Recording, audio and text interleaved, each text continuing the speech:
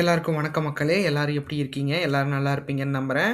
நாம இந்த காணொளியில என்ன பார்க்க போறோம் அப்படின்னு பார்த்தீங்க அப்படின்னா, 2026 சட்டப்பேரவைத் தேர்தல் தமிழ்நாட்டில நடக்கப் போற காரணத்தினால, எந்தெந்த கட்சிகள் எப்படியெல்லாம் வாக்கு சதவீதங்கள் வாங்கியிருக்காங்க, எப்படியெல்லாம் வாக்கு சதவீதங்கள் வாங்கப் போறாங்க, அவங்களோட பழைய இந்த தொகுதியில எப்படி என்ன டேட்டாஸ்லாம் இருக்கு, வரப்போகும் தேர்தல்கள் எப்படியெல்லாம் வாக்குகள் வாங்கப் போறாங்க இந்த கணிப்பு பார்த்துக்கிட்டு இருக்கோம். அந்த வகையில நாம இன்னைக்கு பார்க்க போற தொகுதி என்னன்னு பார்த்தீங்க அப்படின்னா, கோயம்புத்தூர் மாவட்டத்தில இருக்க கிணத்துக்கடவு தொகுதி தான் பார்க்க போறோம். வாங்க நிகழ்ச்சிக்கு போலாம். அதுக்கு முன்னாடி நம்ம சேனல சப்ஸ்கிரைப் பண்ணிக்கங்க மக்களே! சப்ஸ்கிரைப் பண்ணி நோட்டிஃபிகேஷன் ஆன் பண்ணி வச்சுக்கங்க. கிணத்துக்கடவு தொகுதியை பொறுத்தளவுக்கு பார்த்தீங்க அப்படின்னா, சுதந்திரம் பெற்றதற்கு பின் 14 முறை இந்த இடத்துல எலெக்ஷன் நடந்திருக்கு. இந்த 14 முறை எலெக்ஷன்கள்ல அதிமுகவும், திமுகவும் தான் வெற்றி பெற்றிருந்திருக்காங்க. அதிமுக தான் அதிக முறை வெற்றி பெற்றிருக்காங்க. அதிமுகவை பொறுத்தமட்டில் 1977, 1987, 1984, 2001, 2006, 2011, 2016, 2016, 2021ல வெற்றி பெற்றிருக்காங்க. அடுத்து திமுகவை பொறுத்தமட்டில் 1967, 1971, 1971, 1996ல வெற்றி பெற்றிருக்காங்க.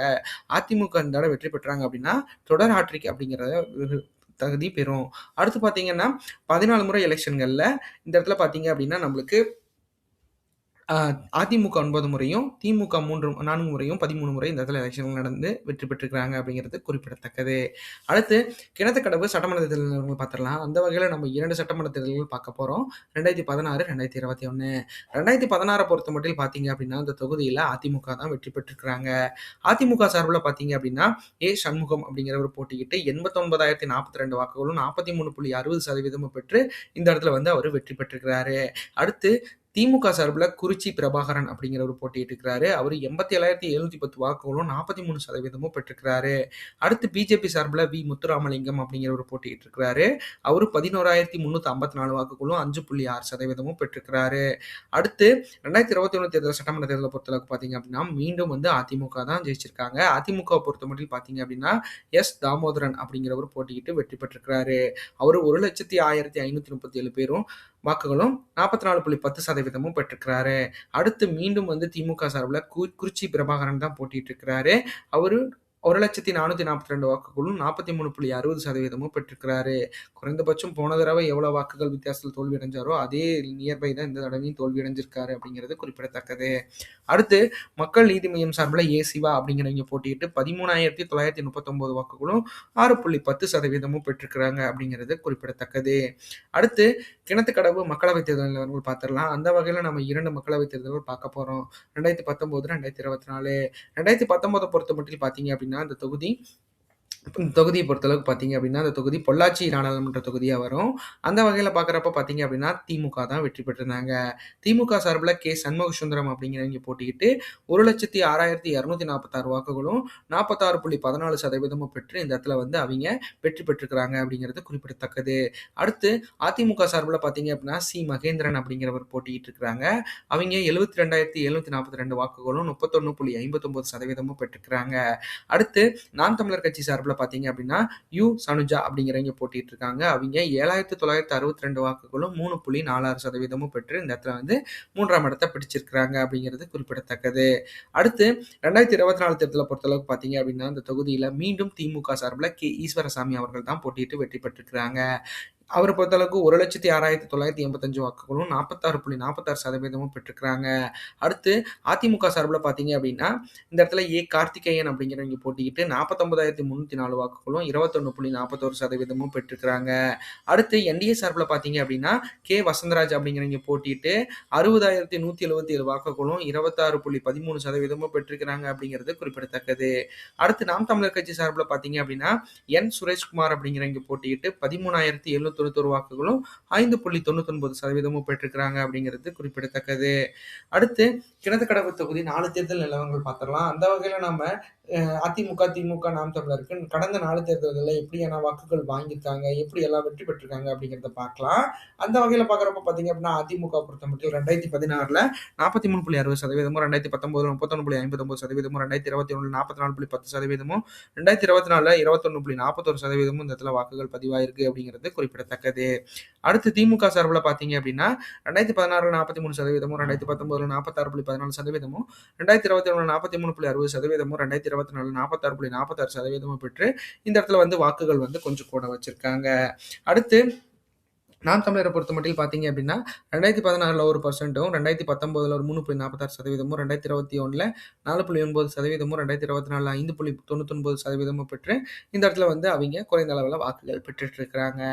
அடுத்து கிணத்துக்கடவு தொகுதி வாக்காளர்கள் நிலவரத்த பத்தி பார்த்துடலாம். அந்த வகையில மொத்த வாக்காளர்களாம் 2,83,621 பேர் வாக்காளர்களா பதிவு செய்யப்பட்டிருக்காங்க. அதுல 1,36,660 ஆண்களும், 1,46,930 பெண்களும் இந்த இடத்துல வாக்காளர்களா பதிவு செய்யப்பட்டிருக்காங்க அப்படிங்கிறது குறிப்பிடத்தக்கது. 3ஆம் பாலினத்தவர்கள் 31 பேர் இந்த இடத்துல வாக்காளர்களா பதிவு செய்யப்பட்டிருக்காங்க. அதே வாக்காளர்கள்லயே ஏஜ் வைஸ் கேட்டகரியில பிரிச்சிருக்கோம். அந்த வகையில பார்க்குறப்ப 18 வயசுலேருந்து 34 வயசு வரைக்கும் இருக்கீங்க பார்த்தீங்க அப்படின்னா, 46,191 ஆண்களும், 49,662 பெண்களும் இந்த இடத்துல வாக்காளர்களா பதிவு செய்யப்பட்டிருக்காங்க. 35 வயசுலேருந்து 54 வயசு வரைக்கும் இருக்கீங்க பார்த்தீங்க அப்படின்னா, 58,490 ஆண்களும், 62,886 பெண்களும் இந்த இடத்துல வாக்காளர்களா பதிவு செய்யப்பட்டிருக்காங்க. 54 வயசுலேருந்து 65 வயசுக்கு மேல இருக்கீங்க பார்த்தீங்க அப்படின்னா, 31,978 ஆண்களும், 34,382 பெண்களும் இந்த இடத்துல வாக்காளர்களா பதிவு செய்யப்பட்டிருக்காங்க அப்படிங்கிறது குறிப்பிடத்தக்கது. ஆக மொத்தத்துல பார்த்தீங்க அப்படின்னா, இந்த இடத்துல யங்ஸ்டர்ஸோட வளர்ச்சி விகிதங்கள் 33% இருக்கு. அதுல விஜய் அவர்களுக்கு பொறுத்தளவுக்கு பார்த்தீங்கன்னா, எப்படி இருக்க போகுது? ஏன்னா, இந்த ஏஜ் வைஸ் கேட்டகரி பிரிச்சதுக்கு காரணமே விஜய் அவர்களுக்கு எவ்வளவு வாரியான வாக்குகள் விழுகிறதுக்கான வாய்ப்புகள் நியூ கேட்டகரிஸ்ல இருந்து இருக்கு. அதாவது இளம் தலைமுறையினரிருந்து எவ்வளவு வாக்குகள் வரும் அப்படிங்கிறதுக்காக பிரிச்சோம். ஸோ அதை உங்களுக்கு சொல்லணும்னு நினைச்சேன், சொல்லியிருக்கேன். அடுத்து பார்த்தீங்கன்னா, கிணத்துக்கடவு தொகுதி வாக்குப்பதிவு சதவீதங்கள் கடந்த 8 தேர்தல்களில் எப்படியெல்லாம் வாக்குப்பதிவுகள் நடந்திருக்கு அப்படிங்கிறத நம்ம பார்க்கலாம். அந்த வகையில் பார்க்குறப்ப பார்த்தீங்க அப்படின்னா, 1989ல் 76.30%, 1997ல் 68.80%, 1996ல் 72.70%, 2001ல் 65.80%, 2006ல் 75.30%, 2011ல் 78.10%, 2016ல் 69.60%, 2021ல் 76.50% இந்த இதில் வாக்குகள் பதிவாயிருக்கு அப்படிங்கிறது குறிப்பிடத்தக்கது. ஆக மொத்தத்தில் பார்த்தீங்க அப்படின்னா, 2026 தேர்தல் வாக்குப்பதிவு எதிர்பார்ப்பு சதவீதத்தை பொறுத்த அளவுக்கு 74.73% வாக்குகள் பதிவாகிறதுக்கு வாய்ப்புகள் இருக்கிறத நம்மளால உறுதியாக சொல்ல முடியும். அது எந்த அளவுக்கு, ஏன்னா 100% வாக்குகள் பண்ணணுங்கிறதா மிகப்பெரிய அளவில் இருக்கு. 4ல் 3 பேர் வந்து இந்த இடத்துல வாக்குகள் பதிவு பண்றாங்க. ஸோ அது 4 பேரும் பண்ணணும் அப்படிங்கிறது தான் இந்த காணொலியோட முக்கிய நோக்கம். கண்டிப்பாக நீங்கள் பண்ணி கொடுப்பீங்கன்னு நினைக்கிற மக்களே கண்டிப்பாக பண்ணி கொடுங்க. அடுத்து கிணத்துக்கடவு தொகுதி வாக்கு எதிர்பார்ப்பு 2026 பொறுத்தமட்டில் எப்படி இருக்கும் அப்படிங்கிறத நம்ம பார்த்துடலாம். அந்த வகையில் பார்த்தீங்க அப்படின்னா, இந்த தொகுதி மிகப்பெரிய அளவில் இழுபறியாக இருக்கிறதுக்கான வாய்ப்புகள் அதிகமாக இருக்கு. ஏன்னா இந்த தொகுதியை பொறுத்தளவுக்கு அதிமுகவும் திமுகவும் மிகப்பெரிய அளவில் அடிச்சுக்கிட்டு இருக்காங்க. ஸோ அந்த அளவுக்கு பார்த்தீங்க அப்படின்னா 2024 தேர்தலில் கூட பார்த்தீங்க அப்படின்னா 2 பேர்த்துக்கும் வாக்கு வித்தியாசங்களே இந்த மாதிரி வாக்கு வித்தியாசங்கள் தான். இப்போ பார்த்தீங்க அப்படின்னா இதில் எப்படி இந்த 1% 30% 1.30% இருக்கோ அதே மாதிரி தான் அங்கேயும் இருக்குது. நீங்கள் நல்லா பார்த்தீங்கன்னாலே தெரியும். அதிமுக 21%, என்டிஏ கூட்டணி 26% வாங்கியிருக்காங்க. மொத்தம் 47.54. அதே வந்து திமுக கூட்டணி ஒன்று சேர்ந்து வாங்கினது 46.46. ஸோ இந்த இடத்துக்கு வந்து மிகப்பெரிய அளவில் வந்து ஒரு நல்ல ஒரு இழுபறியான ஒரு கான்ஃப்ளிக்டான தொகுதி அப்படிங்கிறதுல உறுதியாக இருக்காங்க. அந்த அளவுக்கு அதிமுக தான் அந்த தொகுதியிலையும் இதுலேயும் வந்து இந்த கான்ஃப்ளிக்டில் வெற்றி பெறுறாங்க. ஸோ அந்த வகையில் பார்க்குறப்ப 38.45%, 81,498 வாக்குகளும் பெறுவதற்கு வாய்ப்புகள் இருக்கு. ஏன்னா கிணத்துக்கடவு தொகுதி, அதாவது கொங்கு மண்டலத்தை பொறுத்தளவுக்கு அதிமுகவோட பலங்கள் அதிகமாக இருந்தாலும் இப்போ பிஜேபி கொஞ்சம் சேர்ந்திருக்கு, அண்ணாமலை அவர்களோட வருகை இருக்கு. ஸோ அதெல்லாம் வச்சு பார்க்குறப்ப பார்த்தீங்க அப்படின்னா அதிமுகவுக்கு இன்னும் கொஞ்சம் பலம் சேர்ந்திருக்கு அப்படிங்கிறத நம்மளால உறுதியாக சொல்ல முடியும். ஏன்னா அதிமுகவை பொறுத்தமட்டில் பார்த்தீங்க அப்படின்னா தன்னோட ஜெயலலிதா அவர்கள் மறைவுக்கு பின் பார்த்தீங்க அப்படின்னா பிஜேபி வந்து மிகப்பெரிய அளவில் எங்களுக்கு ஹெல்ப்ஃபுல்லாக இருக்குது மக்களே. ஏன்னா நாம் வந்து இப்போ என்ன ஒரு எதிரிக்கிட்ட நம்ம வந்து பலம் வாய்ந்த உன்னோட மோதிரம்னா நாமளும் பலம் பெற்று இருக்கணும் அப்படிங்கிறதுக்கு மு க ஸ்டாலின் அவர்கள் மிகப்பெரிய அளவில் உணர்ந்திருக்காரு. ஸோ அதை வந்து எடப்பாடி அவர்களும் மிகப்பெரிய அளவில் உணர்ந்து தான் அந்த வேலையை செஞ்சிருக்காரு அப்படிங்கிறதுல உறுதியாக தெரியுது. ஸோ அந்த அளவுக்கு பார்த்தீங்க அப்படின்னா 2 பக்கமே என்ன கொஞ்சம் 2 பேர் வந்து கொஞ்சம் அதிகமாக இருக்காங்க. நம்ம நம்ம திமுக பக்கம், அதிமுக பக்கம் 2 பேர் கம்மியாக இருக்காங்க. அவ்வளோதான் வித்தியாசம். பட் ஆனால் அமைப்பு வாரியான நிதிலாம் பார்த்தீங்க அப்படின்னா 2 பேரும் சேமாக தான் இருக்காங்க. ஸோ அந்த அளவுக்கு வந்து திமுகவும் அதிமுகவும் சரிபலத்தோட இந்த தொகுதியில் இந்த தேர்தலில் மோதுறாங்க அப்படிங்கிறது நம்மளுக்கு உறுதியாக தெரியுது. அது தமிழக வெற்றி கழகத்தோட வருகையால் அது கொஞ்சம் வாக்குகள், ஏன்னா 4 முனை போட்டிங்கிறது 2016ல் நிகழ்ந்துச்சு. அதே மாதிரி இப்போ வந்து அந்த ஒரு கேட்டகரியும் வந்து அது தமிழக வெற்றி கழகத்துக்கு கிடைக்க வாய்ப்புகள் எல்லா தொகுதியிலும் இருக்குது. ஏன்னா 4 முனை போட்டிங்கிறது அப்போ பாமக தனிச்சு நின்னாங்க. அதனால வந்து திமுக தோற்றதுக்கான முக்கிய காரணமாக இருக்கலாம். பட் ஆனால் இன்னொரு விஷயம் என்னென்ன அப்படின்னு பார்த்தீங்க அப்படின்னா பாமக தன்னோட 80 தொகுதிகளில் தான் வந்து 10% வாக்குகளுக்கு மேலே பெற்றாங்க. மீதி இருக்கிற அந்த 156 தொகுதிகள்லையும் பார்த்தீங்க அப்படின்னா அவங்க பிலோ 5% கூட வாங்கலை. ஸோ அந்தளவுக்கு வந்து பாமக ஒரு இன்ஃபேக்ட் பண்ணாங்கன்னா இந்த 80 தொகுதியில தான் இன்ஃபேக்ட் பண்ணாங்க. பட் ஆனா தமிழக வெற்றி கழகத்தோட வருகை பார்த்தீங்க அப்படின்னா 234 தொகுதிகளையும் வந்து அதிமுக, திமுகவுக்கு மிகப்பெரிய அளவுல ஒரு இம்பாக்ட்ட குடுக்கும். அது வந்து நாம் தமிழருக்கு கூட குடுக்கறதுக்கு வாய்ப்புகள் அதிகமா இருக்கிறத நம்மளால உறுதியா சொல்ல முடியும். பார்க்கலாம் அது என்ன மாரி எப்படி நடக்க போகுது அப்படின்ட்டு. அடுத்து திமுகவ பொறுத்தமட்டில் பார்த்தீங்க அப்படின்னா 37.05% 78,531 வாக்குகளும் பெறுவதற்கு வாய்ப்புகள் இருக்கு. ஏன்னா திமுகவ பொறுத்தமட்டில் பார்த்தீங்க அப்படின்னா, தன்னோட தன்னோட நலத்திட்டங்கள் மூலம் வந்து மக்கள மிக அளவுல கவரணும் அப்படிங்கிறத ஒரு உறுதியா ஸ்டாலின் அவர்கள் நம்புறாருன்னு நினைக்கிறேன். ஸோ, அதனாலேயே பார்த்தீங்க அப்படின்னா, இந்த 5000 வைப்பு நிதி அப்படிங்கிற மாரி, வரவு வைப்பு நிதிங்கிற மாரி பண்ணாரு. ஸோ, எல்லா தொகுதியிலும் பெண்கள் அதிகமா இருக்காங்க மக்களே. ஸோ, அதனால வந்து பெண்கள மிகப்பெரிய அளவுல வந்து தன்னோட நலத்திட்டங்களால அவைங்கள நம்பளுக்கு வந்து வாக்களிக்க வைக்கணும் அப்படிங்கிறத வந்து ஸ்டாலின் அவர்கள் மிகப்பெரிய அளவுல ஏன்னா இந்த டேட்டா எனக்கே இப்ப தெரியுது அப்படின்னா, அவைங்க எலக்ஷன்லயே ஊறி போயிருக்கேங்க. எங்களுக்கு தெரியாதா? அதனாலேயே பார்த்தீங்க அப்படின்னா, ஆ நீங்க ஜெயலலிதா அவர்களோட காலகட்டங்கள்லயே பார்த்தீங்க அப்படின்னா, பெண்களுக்கு நிறைய சலுகைகள் வந்துச்சு. அப்ப நான் சின்ன பையன் எனக்கு அது தெரியல. பட் ஆனா இப்போ பார்க்குறப்ப பார்த்தீங்க அப்படின்னா, தாலிக்கு தங்கமோ, இல்ல அந்த அம்மா அந்த பாலூட்டும் அறை, ஸோ அம்மா உணவகம். அம்மா உணவகம் கூட 2 பேத்துக்கும் 2 ஜெண்டருக்கும் ஒண்ணு தான். பட் ஆனா வந்து தாலிக்கு தங்கம் சம்திங் இந்த நெறையா பண்ணாங்க. லேடீஸ்க்கு நெறையா பண்ணாங்க அம்மா அவர்கள். ஸோ அதனால பார்த்தீங்க அப்படின்னா, அது வந்து பெண் வாக்காளர்கள குறிவைக்கிறது அப்படிங்கிறது அரசியல் கட்சிகளுக்கு மிகப்பெரிய அளவுல ஒரு நல்ல விஷயமா கருதப்படுது. பார்க்கலாம். யாரு நல்லா இருந்தாலும் சரி, எல்லாருமே மக்களுக்கு தானே பண்ண போறாங்க. அப்படிங்கிறப்ப மிகப்பெரிய அளவுல ஒரு சந்தோஷமான விஷயமா இருக்கு. கண்டிப்பா அது அவங்கள வெற்றி பெற வைக்குமா அப்படிங்கிறத பொறுத்திருந்து பார்க்கலாம். அடுத்து பார்த்தீங்க அப்படின்னா, நாம் தமிழர பொறுத்தமட்டில் 9.38% 19,880 வாக்குகளும் பெறுவதற்கு வாய்ப்புகள் இருக்கு. தா தமிழக அதாவது அ நாம் தமிழர பொறுத்தமட்டில் பார்த்தீங்க அப்படின்னா, அவைங்க தனிச்சு தான் போட்டியிடுவேன் அப்படிங்கிறத அவைங்க உறுதியா நம்புறாங்க. ஸோ, அந்த அளவுக்கு பார்த்தீங்க அப்படின்னா, தனிச்சு போட்டியிட்டாங்கன்னா, இவ்வளோ பெர்சன்டேஜ் வாக்குகள் தான் வாங்க முடியும். ஏன்னா, இவைங்க கடந்த தேர்தல்கள்ல இங்க பார்த்தீங்க அப்படின்னா, ஒரு 5% வாக்குகள் கூட வாங்கல. பட் ஆனா, இந்த தடவை ஏன் அதிகமா இருக்கு அப்படின்னு பார்த்தீங்க அப்படின்னா, நாம் தமிழரோட வருகை வந்து எந்த அளவுக்கு பாதிப்பை ஏற்படுத்தியிருக்கு அப்படிங்கிறதுக்கு முன்னுதாரணமா 2024 தேர்தல பார்க்கலாம். அந்த தேர்தல்ல 6% வாங்கியிருக்காங்க அப்படின்னா, கண்டிப்பா வந்து அங்கிருந்து வாக்குகள் வந்து ஏன்னா நாம் தமிழர பொறுத்தமட்டில் பார்த்தீங்க அப்படின்னா, அவைங்களுக்கு ஒரு கொள்கை ரீதியான வாய்ப்புகள் வந்து அதிகமா மக்கள் குடுக்குறாங்க. ஸோ, அந்த அளவுக்கு வந்து அவைங்களும் வந்து பண்ணணும் அப்படின்னு நினைக்கிறாங்க. ஸோ, அது எந்த அளவுக்கு எப்படி இருக்க போது, என்ன பண்ண போறாங்க அப்படிங்கிறத நம்ம பொறுத்திருந்து பார்க்கலாம். அடுத்து தமிழக வெற்றி கழகத்த பொறுத்த அளவுக்கு பார்த்தீங்க அப்படின்னா, 14.48% 30,696 வாக்குகளுக்கு மேல பெறுவதற்கு வாய்ப்புகள் இருக்கு. அவைங்கள பொறுத்தளவுக்கு பார்த்தீங்க அப்படின்னா, இப்போ வரைக்கும் விஜய் அவர்கள முன்னிலைப்படுத்தி மிகப்பெரிய அளவுல வாக்குகள வந்து வாங்கிட்டு இருக்காங்க.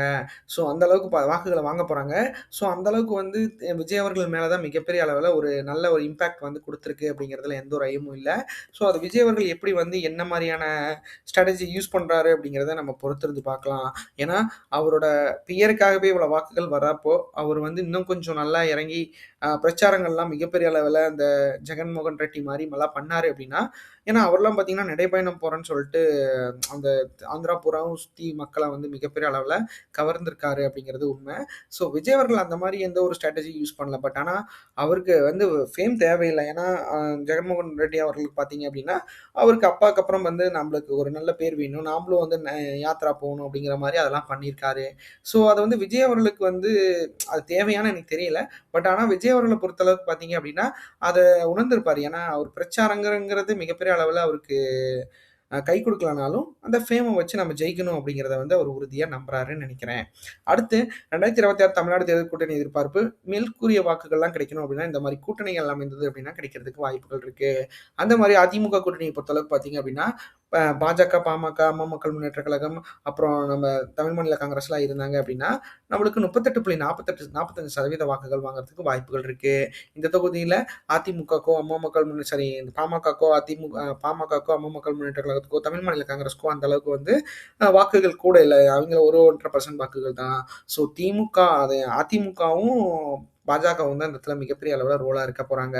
அது எந்த மாரி, எப்படி இருக்க போது, என்ன பண்ண போறாங்க? ஏன்னா இந்த கூட்டணி வந்து அமைந்ததே மிகப்பெரிய அளவுல ஒரு நல்ல விஷயமா அதிமுகவுக்கும், பிஜேபிக்கும் ஏன்னா பிஜேபி பொறுத்தளவுக்கு தமிழ்நாட்டுல வந்து அவைங்க இது நாள் வரைக்கும் நல்ல ஒரு வெற்றிய பெறல. ஆனா 2021ல பெற்றாங்க அதிமுக தயவால.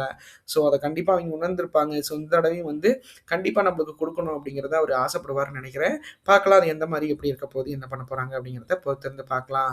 அடுத்து திமுக கூட்டணிய பொறுத்தளவுக்கு பார்த்தீங்க அப்படின்னா, இந்திய தேசிய காங்கிரஸ், சிபிஐ, சிபிஐஎம், விடுதலை சிறுத்தைகள் கட்சி, மக்கள் நீதி மய்யம், மதிமுக போன்ற கட்சிகள்லாம் இருக்க காரணத்தினால 37.05% வாக்குகள் வந்து வாங்குறதுக்கு வாய்ப்புகள் இருக்கு. ஏன்னா ஏன்னா திமுகவை பொறுத்தமட்டில் பார்த்தீங்க அப்படின்னா, கொங்கு தேசங்கள்ல ஓரளவுக்காச்சும் வந்து நம்ம வந்து வெற்றிகள தொடங்கணும், வெற்றிகள கண்டிப்பா பெறணும் அப்படிங்கிறத வந்து அவர் உறுதியா இருக்கிறாரு, மு.க. ஸ்டாலின் அவர்கள். ஸோ அத பொறுத்து எப்படி நடக்க போகுது, என்ன பண்ண போகுது? ஏன்னா கூட்டணி கட்சிகள் அவங்களுக்கு பலமா தான் இருக்கு. ஏன்னா அவைங்க இதுவரைக்கும் தோல்விய சந்திச்சதில்ல அப்படிங்கிற அந்த ஒரு பேர் வச்சிருக்காங்க. ஸோ அந்த அளவுக்கு வந்து அது ஸ்ட்ராங்கா தான் இருக்கு மக்களே. ஸோ அது எப்படி என்ன யூஸ் பண்ண போறாங்க அப்படிங்கிறத பொறுத்திருந்து பார்க்கலாம். அடுத்து நாம் தமிழர பொறுத்தமட்டில் பார்த்தீங்க அப்படின்னா, 9.38% வந்து தனிச்சு போட்டியிட்டா வாங்குறதுக்கு வாய்ப்புகள் இருக்கு. ஏன்னா, நாம் தமிழர பொறுத்தமட்டில் பார்த்தீங்க அப்படின்னா, அவைங்க கூட்டணிகளோட எங்கேயுமே ஒன்றிணைவே இல்ல அப்படிங்கிறது நம்மளுக்கு உறுதியா தெரிவித்த காரணத்தினால, எதிர்பார்ப்புன்னு நம்ம எந்த ஒரு அரசியல் கட்சியும் நம்ம வந்து சொல்ல தேவையில்ல. ஏன்னா, எனக்கு பொறுத்த அளவுக்கு என்ன அப்படின்னா, எது லாயலோ அது பண்ணிட்டு போயிறது நம்மளுக்கு நல்லது. ஏன்னா, அது நல்லதோ, கெட்டதோ இத நம்ம சரியா பண்ணிட்டோம். நம்ம சொல்றதுக்கு இது கரெக்ட்டா இருக்கும் அப்படின்னா, அது கண்டிப்பா பண்ணணும். ஸோ எனக்கு சொல்றதுக்கு இது கரெக்ட்டா இருந்துச்சு. நான் இதுக்கு சொல்லியிருக்கேன். உங்களுக்கு கூட்டணி எதிர்பார்ப்புங்கிறது அவங்களுக்கு கிடைக்கிறது ரொம்ப கஷ்டம். ஏன்னா, அவைங்களே அத ஒத்துக்கிறது இல்ல. ஸோ பார்க்கலாம். நாமளும் வந்து இவைங்கள வந்து சேருவாங்களா? அவைங்கள வந்து சேருவாங்களா? காசிப்ஸ் பரப்ப வேண்டாம். என்ன ரியாலிட்டில இருக்கோ அத நான் சொல்றேன். ஸோ தனிச்சு போட்டியிட்டா 9.38% வாங்குறதுக்கு வாய்ப்புகள் இருக்கு. அதே தமிழக வெற்றி கழகத்த பொறுத்தளவுக்கு பார்த்தீங்க அப்படின்னா, தனிச்சு போட்டியிட்டா 14.48% வாக்குகள் வாங்குறதுக்கு வாய்ப்புகள் இருக்கு. அந்த கூட்டணின்னு பார்த்தீங்க அப்படின்னா, அவங்களால இணைவெல்லாம் மிகப்பெரிய அளவுல கடினமான ஒண்ணா இருக்கு. ஏன்னா, அது பொது கட்சிய நம்பி எந்த ஒரு ஏன்னா இப்போ ஒரு அரசியல் கட்சி ஆரம்பிச்சிருக்காங்க அப்படின்னா, 2006ல கூட விஜயகாந்த் அவர்கள் ஆரம்பிச்சப்போ, அவரு வந்து தன்னோட கூட்டணின்னு யாருமே வந்து சேர்த்துக்கல. பட் ஆனா, அவரு ஒரு தொகுதியில ஜெயிச்சாரு. அவர் மட்டும் ஜெயிச்சாரு. பட் ஆனா 2011ல மிகப்பெரிய மாசிவான வெற்றிய அவர் பெற்றார். 40ல 35 சம்திங் 41 தொகுதிகள் பெற்றாருன்னு நெனைக்கிறேன். ஸோ அந்த அளவுக்கு வந்து ஜெயலலிதா அவர்கள் வந்து அவங்களுக்கு ஸ்பேஸ் குடுத்திருந்தாங்க. ஸோ அந்த அளவுக்கு அவங்க வெற்றி பெறவும் முடிஞ்சது. ஸோ பார்க்கலாம். விஜய் அவர்கள பொறுத்த அளவுக்கு தனிச்சு தான் நான் போட்டியிடுவேன் அப்படிங்கிறத அவரு உறுதியா சொல்றாரு. ஸோ அந்த தனிச்சு போட்டு ஒரு ஹிஸ்டரிய உருவாக்குமா? அது ஒரு பேர வர வைக்குமா? அப்படிங்கிறத நாம பொறுத்திருந்து பார்க்கலாம். இந்த காணொளி உங்களுக்கு ரொம்ப பிடிச்சிருக்கும்னு நினைக்கிறேன் மக்களே. நம்ம சேனல சப்ஸ்கிரைப் பண்ணுங்க, லைக் பண்ணுங்க, ஷேர் பண்ணுங்க, கமெண்ட் பண்ணுங்க. நம்ம ஒவ்வொரு நாளும் ஒவ்வொரு தொகுதி அப்படிங்கிற மாரி போயிட்டுருக்கோம். கண்டிப்பா நம்ம பக்கமா நெருங்கிட்டோம்.